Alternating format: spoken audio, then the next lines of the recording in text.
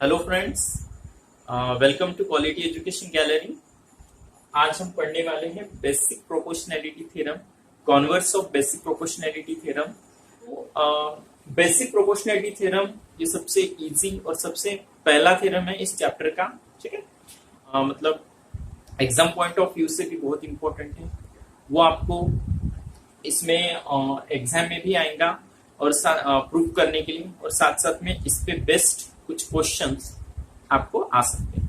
ठीक है, देखते हैं थ्योरम को। मतलब स्टेटमेंट से हम समझते हैं क्या है स्टेटमेंट थ्योरम का basic. If a line parallel to a side of a triangle, इसका मतलब है कि एक ट्राइंगल है, उस ट्राइंगल के किसी एक साइड को एक लाइन पैरेलल, जैसे यहां पे आप देख सकते हो ट्राइंगल एबीसी है, इस बीसी साइड को लाइन यल क्या है, पैरेलल, की intersects the remaining sides in two distinct points. वो लाइन क्या करती है, रिमेनिंग साइड्स को, मतलब देखो ये बीसी साइड को पैरेलल है लाइन, और रिमेनिंग साइड बोले तो बची हुई साइड कौन सी है, साइड ए बी और साइड ए सी। इन दो साइड्स को, मतलब ये लाइन इंटरसेक्ट करती है टू डिस्टिंक्ट पॉइंट्स में। जैसे यहाँ पे इंटरसेक्ट कर रहे हैं यहाँ पे पी पॉइंट पे, और यहाँ पे इंटरसेक्ट करता है क्यू पॉइंट पे। ठीक है, तो then the line divide the side in the same proportion. तो फिर ये लाइन क्या करेंगी, दोनों साइड को सेम प्रोपोर्शन में डिवाइड करेंगी। देखो आप देख सकते हो कि यहाँ पे ट्राइंगल में इस लाइन ने इस साइड को दो हिस्सों में बांटा है। ठीक है, और इस यहां पे भी इस लाइन ने, मतलब इस साइड को, एसी साइड को दो हिस्सों में बांटा है। ठीक है, तो इसका रेशियो इन दोनों, मतलब पार्ट्स का रेशियो ये होगा, इन दोनों पार्ट्स के रेशियो इतना। ठीक है, सेम प्रोपोर्शन होगा। ठीक है, मैं मैथमेटिकली आपको लिख के बताता हूं, आपको जल्दी समझ में आएगा। मतलब एपी अपॉन पीबी ये रेशियो AQ अपॉन QC, इसके रेशियो इतना होगा। ये कब होगा, अगर कोई लाइन, ठीक है, ट्रायंगल, अगर कोई लाइन ट्रायंगल के किसी एक साइड को क्या है, पैरेलल है, और बाकी बची हुई जो साइड्स है, ठीक है, बची हुई साइड्स कौन सी, ए बी और ए सी, इनको टू डिस्टिंक्ट पॉइंट्स में अगर डिवाइड करती है, टू डिस्टिंक्ट पॉइंट में इंटरसेक्ट करती है, तो वो लाइन इन साइड्स को इक्वल रेशियो में बांटती है। ठीक है, इक्वल रेशियो में बांटती है, मतलब एपी अपॉन पीबी ये इक्वल रहेगा AQ अपॉन QC, यही इसका मीनिंग है। ठीक है, चलो अभी इसको प्रूव करते हैं। तो सबसे पहले प्रूफ करने के लिए हमको लिखना पड़ेगा गिवन क्या है।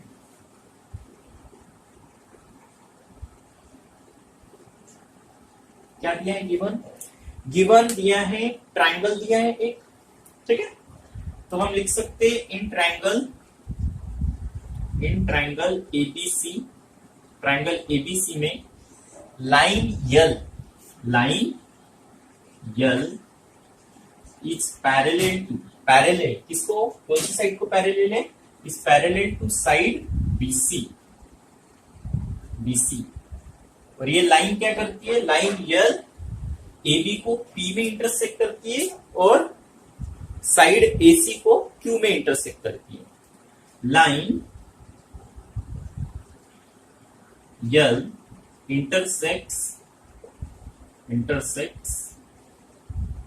साइड AB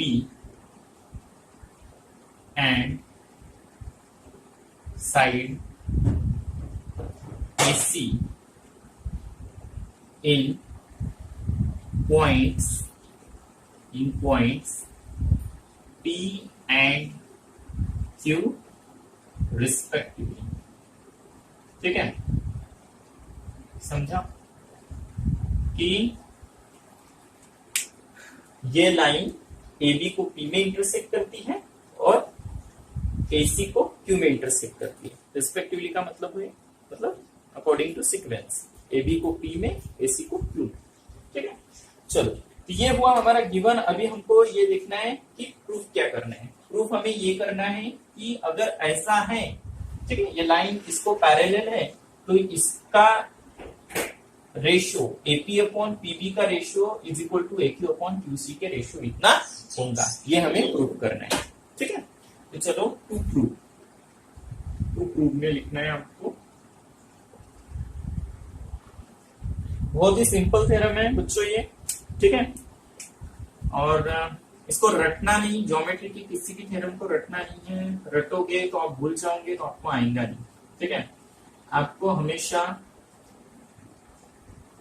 समझना है और उसे 2-3 बार प्रैक्टिस करना है, आपको जल्दी आ जाएगा।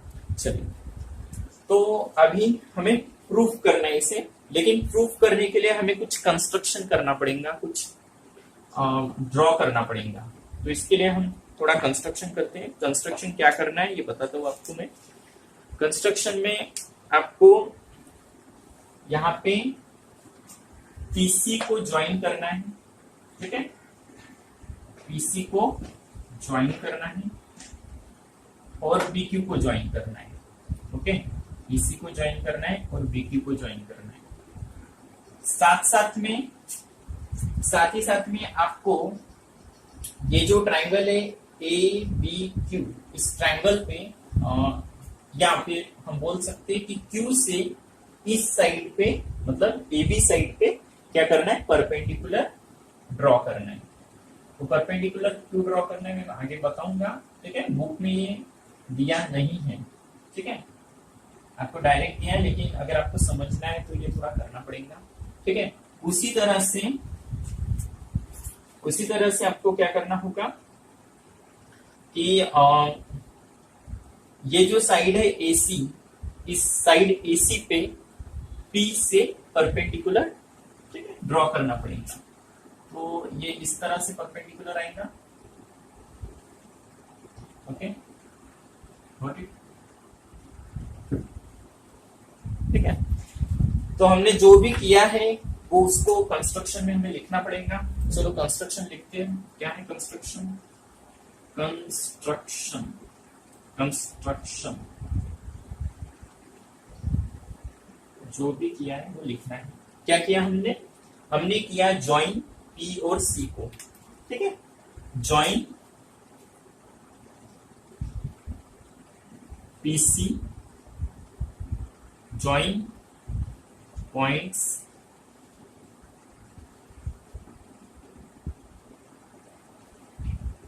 B and C, okay. Also join points B and Q, join points B and C, join points B and Q. Also हमने क्या किया है, परपेंडिकुलर निकाला है। ड्रॉ क्या निकाला है सबसे पहले हमने, हाँ, इसको थोड़ा सा पॉइंट्स को नाम दे दो, M और N कुछ नाम दे देते हैं यहाँ पे, ठीक है। यहाँ पे M और यहाँ पे N, ठीक है। तो क्या हो जाएगा ये, draw QM perpendicular to AB and draw और परपेंडिकुलर क्या निकाला है, PN perpendicular to AC, sorry this is AB, okay. This is the construction. अभी हमें प्रूफ करना है इसको, तो आगे चलते हैं प्रूफ। अभी प्रूफ कैसे करना है वो देखते हैं, क्योंकि प्रूफ आपको स्टेप्स याद होना चाहिए। अगर आपको स्टेप्स आप डायरेक्ट मतलब जो दिया है वैसे रटते जाते हो तो आपको याद नहीं रहेगा। आपको एक क्लियर आइडिया होना चाहिए कि हमको आगे क्या क्या करना है जब भी मतलब प्रूफ करते हो। तो देखो हमें ये करना है कि हम यहाँ पे पहले 2 ट्राइंगल्स लेंगे। जैसे फॉर एग्जांपल यहाँ पे ये ट्राइंगल लेंगे, कौन सा, APQ और ट्राइंगल BPQ। ये ट्राइंगल लेना, ये 2 ट्राइंगल लेना है, APQ and BP Q, AP Q and BP Q, इनके ट्रायंगल का एरिया का रेशियो निकालना है। ठीक है, जैसे हम अर्लियर मतलब वीडियो में हमने देखा था कि ट्रायंगल्स के एरिया का रेशियो कैसे निकालते हैं। ठीक है, उसके बाद ये सबसे पहला स्टेप होगा आपका। सेकंड स्टेप क्या है? सेकंड स्टेप इज ये दो ट्रायंगल, दिस टू ट्रायंगल्स, देखो कैसे दिया है ये, इस तरह से।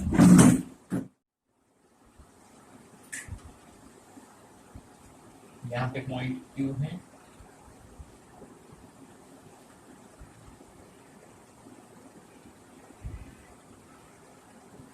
कुछ परपेंडिकुलर है इस तरह से, एन ए पी, मतलब ट्रायंगल APQ और ट्रायंगल CPQ, इनका एरिया का रेशियो हमें निकालना है। ठीक है, ये सेकंड स्टेप। फिर आपको ये जो दो ट्रायंगल है, देखो BPQ और CPQ, इनके एरिया का रेशियो निकालना है। बस ये 3 स्टेप अगर हम करते हैं तो हम प्रूफ तक पहुंच जाएंगे। ठीक है, ये हमें मिल जाएंगे। चलो आगे में देखते हैं कैसे प्रूफ करते हैं। प्रूफ, सबसे पहला स्टेप मैंने बताया कि कौन सा, ये दो ट्रायंगल लेना है, APQ एंड BPQ।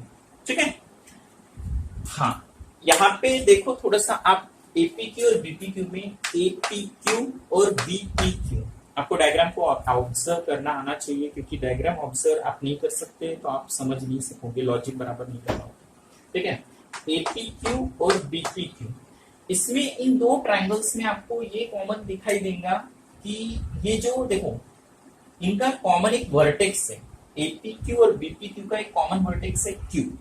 ठीक है, अगर हम इसको बेस मान के चलता है, APQ का बेस अगर हम ये मान के चलते AP, ठीक है, तो उसका परपेंडिकुलर क्या होगा, ये होगा, मतलब ये QM क्या होंगी, उसकी हाइट होगी। ठीक है, उसी तरह से अगर हम BPQ ये ट्रायंगल लेते हैं और उसका बेस अगर BP मान के चलते या PD मान के चलते हैं, तो उसका भी परपेंडिकुलर सेम ही होगा, क्योंकि परपेंडिकुलर क्या होता है, साइड के अपोजिट वर्टेक्स। ठीक है, ये बेस है सपोज, उस बेस के अपोजिट वर्टेक्स से उस लाइन पे डाला हुआ परपेंडिकुलर वो हाइट होता है। तो QM ये हाइट होंगी इन दोनों की, BPQ के लिए भी QM हाइट होंगी।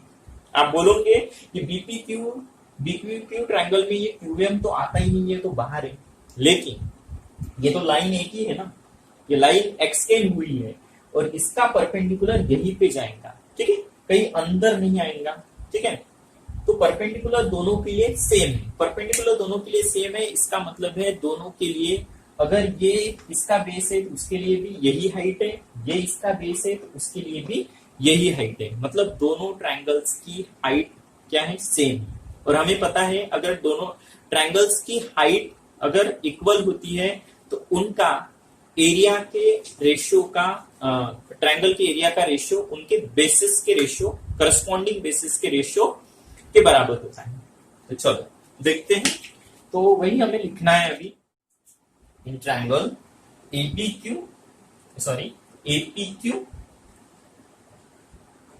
And triangle BPQ।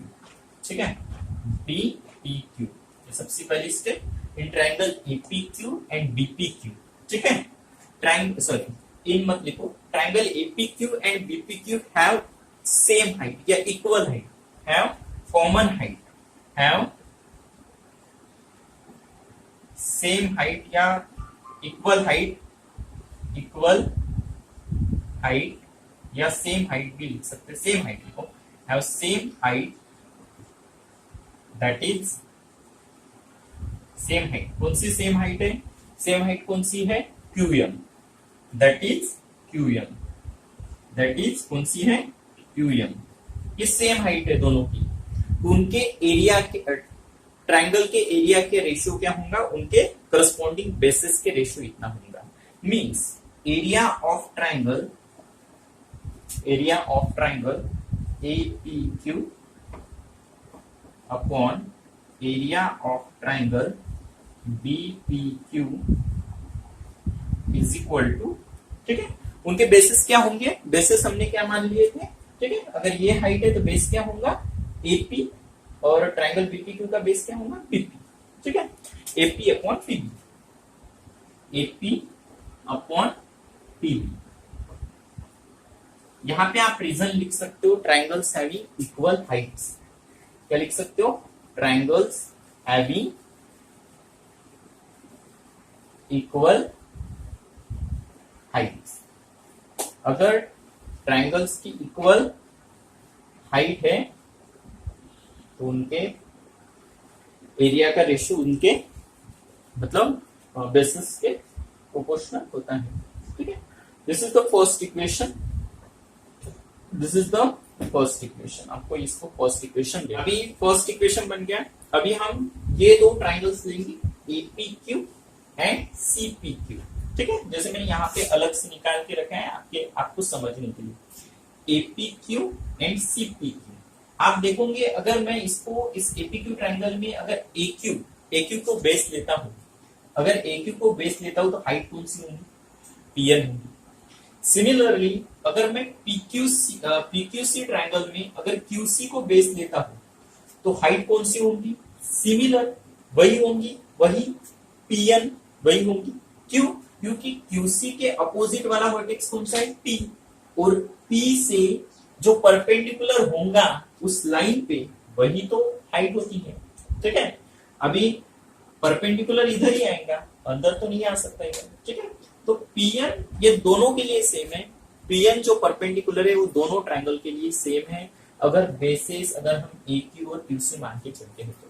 ठीक है, तो सेम है, मतलब इसका भी वही इसके जैसा कि इन दोनों की हाइट्स क्या है, सेम है, तो उनके एरिया का रेशियो इनके बेसिस के प्रोपोर्शनल होगा। तो चलो लिखते हैं, ट्राइंगल एपीक्यू एंड ट्राइंगल सीपीक्यू। ठीक है, अगर आपको समझ गया है, आई थिंक आपको समझ गया है। ठीक, मैं इसको इरेज कर देता हूं। ठीक है, यहां से भी आप देख सकते हो एपीक्यू और सीपीक्यू इनकी कॉमन हाइट है। ठीक है, हैव सेम हाइट। और बच्चों ये ध्यान दीजिएगा, ये बुक में बताया नहीं है। ठीक है, डायरेक्ट ही आपको बताया गया है, और डायरेक्ट बताया है तो आपको रटना नहीं है, आपको समझना है। आई होप आपको समझ गया होगा। अभी हैव सेम हाइट कौन सी है, दैट इज, ठीक है, कौन सी हाइट है, सेम पीएन। ठीक है, पीएन ये हाइट है, सेम हाइट कौन सी है, पीएन। ओके, तो इसका मतलब क्या है, area of triangle एपीक्यू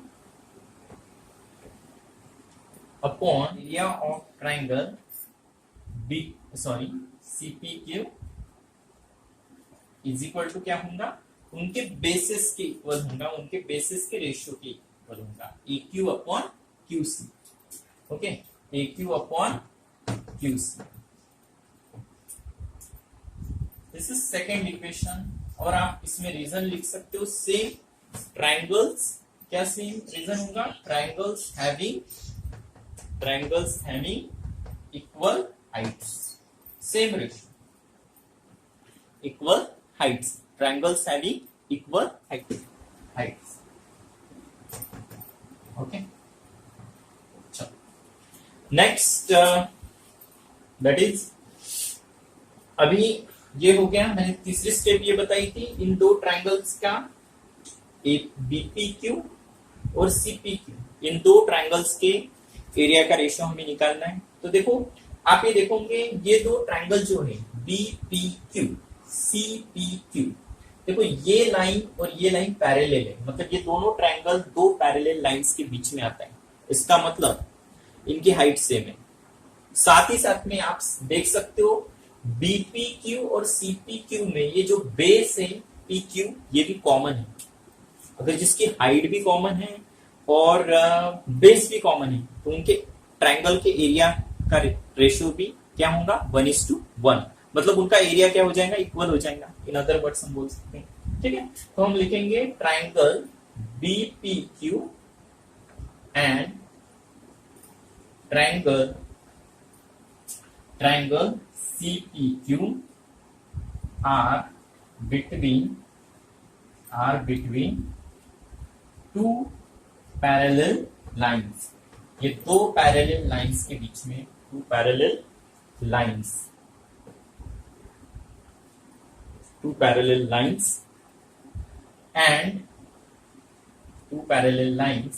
and have common base that is PQ and have, इन दोनों का एक कॉमन बेस है, have common base that is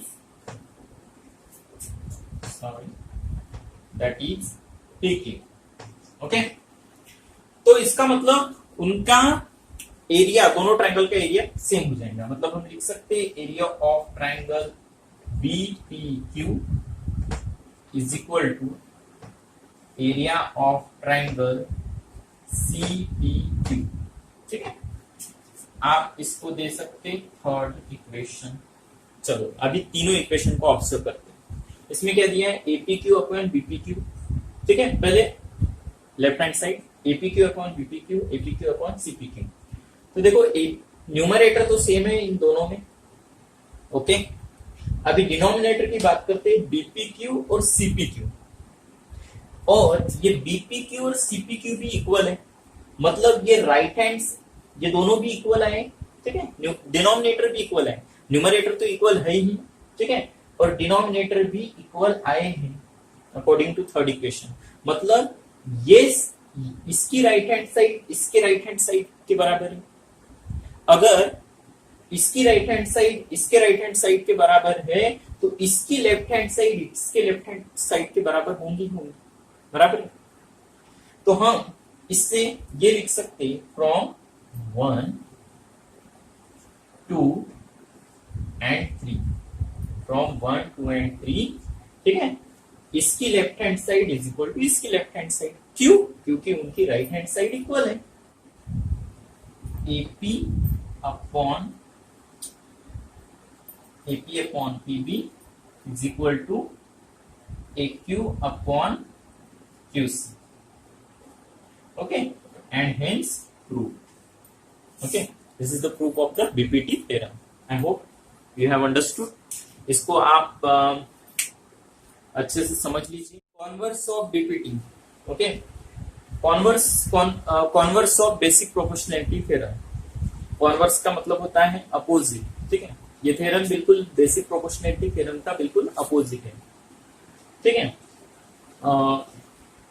देखो स्टेटमेंट क्या करता है इसका. If a line divides any two sides of a triangle in the same ratio then the line is parallel to the third side. अगर triangle में, ये suppose triangle है, इस ट्रायंगल को कोई एक लाइन, ठीक है, उसके किसी दो साइड को मतलब इंटरसेक्ट करती है और इंटरसेक्शन की वजह से उन साइड्स को सेम रेशियो में डिवाइड करती है.